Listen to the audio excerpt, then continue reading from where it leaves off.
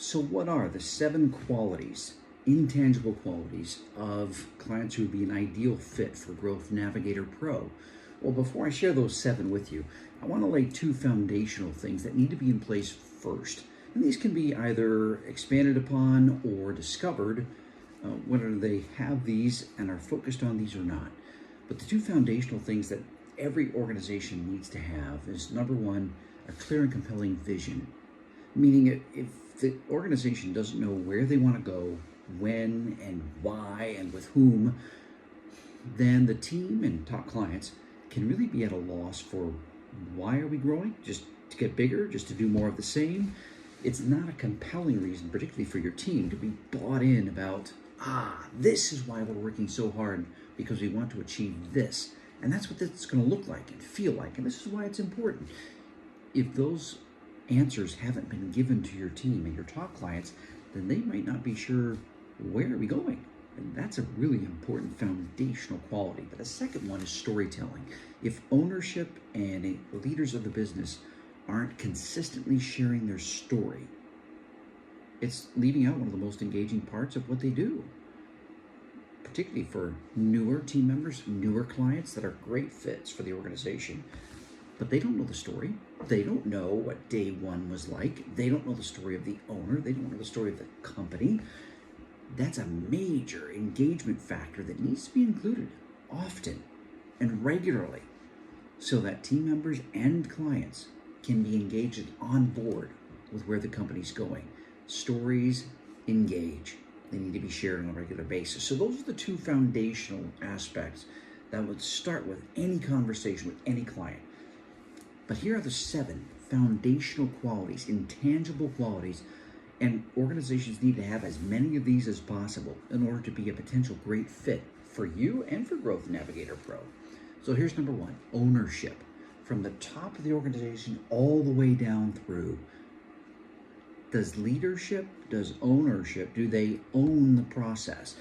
They've got to be a tour guide, not a travel agent. Meaning, is this an initiative that, hey, we got somebody coming in and you guys are going to work on that? Let me know if you need anything. That's a travel agent. They book the trip. Let me know what resources you need. Let me know how it goes. If you need anything, let me know. That's a travel agent. Tour guide says, let's do this together. I'm going on the trip with you. That kind of ownership. Now, it starts there, top down. But then as we get into the organization, is the team bought in? Do you have team members across the board that are bought into this? Whatever you're going to be investing into it, whatever initiative, the entire team, or as many as possible, need to be engaged in this. Sometimes what happens in either strong growth or hit a plateau is that there are people that are fully engaged, on board, bought in, on fire, do what it takes. And then you got others kind of riding the coattails, and you have others that are kind of on the fence. Maybe the lack of a clear and compelling vision, lack of connecting the story with what we do, maybe that's has them on the fence, and a little bit of clarity in those areas can bring them right on as a fully engaged team member, but you don't know. It's good to know, is the entire team, or as much as possible, starting at the top? Do they have ownership of this process? It's number 1. Number 2 is curiosity. Are they curious? Well, how do you know if an individual or an organization is curious? By the questions they ask. John Maxwell, in his book, Good Leaders Ask Great Questions, has 2 sentences in that book that are just phenomenal. The quality of the answer is dependent upon the quality of the question. The better questions you ask, the better answers you get. Curious people, curious leaders, curious organizations ask great questions because they're always learning, because they're genuinely curious. They want to know, they want to learn something new. And that's a tremendously powerful attribute. Number 3 is continuous improvement. And this raises a question, how can we do this better? How can we do this better? Organizations that embrace continuous improvement as a strength, as a competitive advantage, that see it as a blessing and not a burden, are light years ahead of the companies that are just doing what they've always done. Continuous improvement is a significant competitive advantage. And if they're asking themselves, how can we do this better? They are far more willing to work with a quality organization that's going to help them achieve that. That's number 3. Number 4 is courage. Courage. We aren't saving people's lives here. We have a product or a service and it's good, but saving lives, courage, that seems a little bit strong of a word, John. Courage. Two attributes of courage. One, change. How do they embrace change? Now, how do you know this? You ask the question, what's the last thing you changed within your organization and why? If they can't give you a clear answer on that, perhaps they haven't taken the courage to innovate, to disrupt themselves, to do positive transformational change ahead of what they see their clients in the market needing. Transformational change requires courage in order to do that. Comfort is the opposite of that. Staying comfortable, staying in the rut, staying in what they've always done.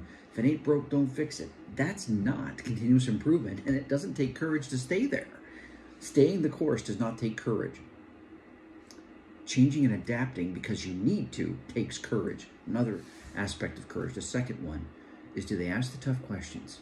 Do they ask the tough questions? A lot of people and organizations shy away from asking the tough questions. Why? Because they're afraid of the answers they're going to get. And they don't want to do something about that. Or it's going to shock them like, we didn't really want to know that. Courageous leaders and courageous organizations ask the tough questions of themselves and of their clients. And when they get the tough answers, they take action on them. They're not afraid of tough answers because they want to know. That takes courage. Number 5, communication. How thorough and how responsive are they in communication inside and outside the organization? Internally, whether that be voicemails, emails, text, however they communicate face to face. How responsive are they? And how committed are they to being as effective in their communication as possible? If your experience has been responsive with them, that's an excellent client. Make sure you get more of those. Number 6, culture. Look, every organization has a culture. They do. But they either have it by default or they have it by design. Most organizations have it by default. Why? Because they haven't put any intentional thought into what their culture actually is. What do we want our culture to be? Culture is not beanbag chairs and foosball tables and pizza once a month. That is not culture. It could be a piece of it. Culture is, what are our values and how are we supporting and communicating and encouraging those positive values? If organizations aren't intentional or don't even know what their core values are, then they can't have a culture that attracts and retains top talent and clients. Culture, you either have it by default or you have it by design. The ones that have it by design and figure out how do we continue to maintain this culture we want to have, excellent prospect. And then the 7th one, but the most important, execution. Do they take action? Are they decisive and bold and committed to what they know the next best steps are? When I studied transformational change, I found that there were 3 very broad categories of a sense of urgency. One is no sense of urgency. That's easy to spot. Apathy, doing what they've always done, and no hurry to do it. Second one, though, could be kind of deceiving. The second broad category is a false sense of urgency. Now, you've been in these. This is like George Costanza and Seinfeld, like, so busy, but not really. Busyness does not equal productivity. You can have people that are just so busy, but busyness is can be like a hamster on a treadmill, just that wheel is spinning so fast, but they're not making any progress. That's the most deceptive, but the most important and most effective sense of urgency is a true sense of urgency. And if you work with organizations and leaders who want to win today, it's a true sense of urgency.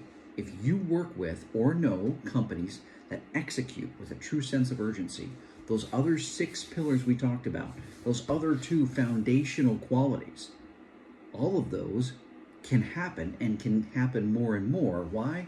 Because they execute with a true sense of urgency.